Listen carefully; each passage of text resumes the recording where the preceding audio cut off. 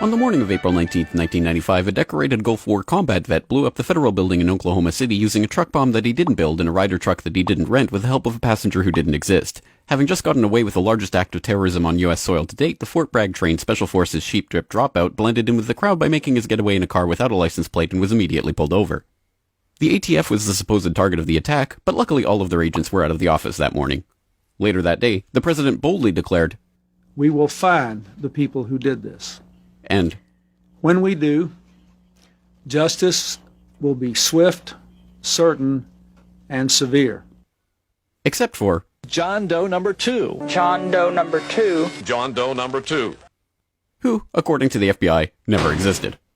In McVeigh's unprecedented 3.5-week trial, the prosecution didn't show the CCTV footage of him and John Doe number 2 parking the Ryder truck.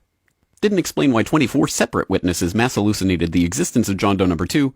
Didn't explain why the government was testing truck bombs and the Army was storing Ryder trucks at Camp Gruber right before the bombing, and didn't talk to the FBI informants who blew the whistle on the plot.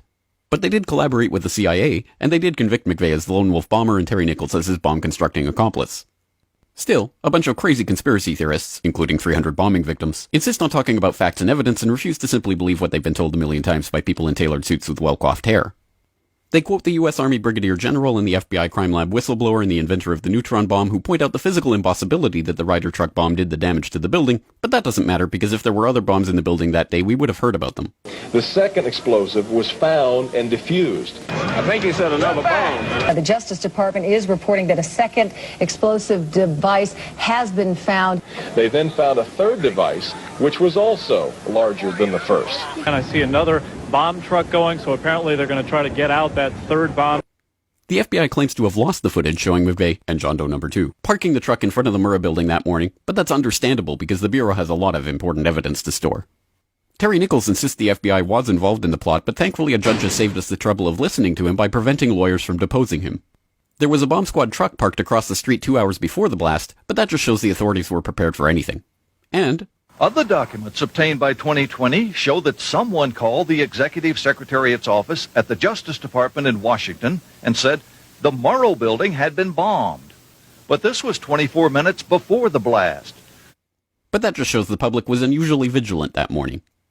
Also, apparently, before the bombing, Governor Frank Keating's brother, Mark, had been working on a novel about a terrorist bombing in Oklahoma City. Stranger still, one of the characters in the novel was named Thomas McVeigh. But that's probably just a coincidence. McVeigh wrote a letter to his sister where he admitted to being a secret Special Forces operative, and he complained to friends of the pain in his ass from an Army-implanted microchip, but that's crazy because if he didn't actually leave the Army in 1991, there would be proof of that.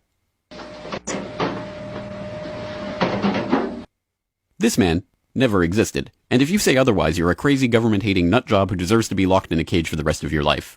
Likewise, him, her, them, her, and him. And him and him. McVeigh was not executed on May 16, 2001 as scheduled because the FBI had failed to turn over thousands of pages of evidence to McVeigh's defense attorneys. But the execution went ahead on June 11th.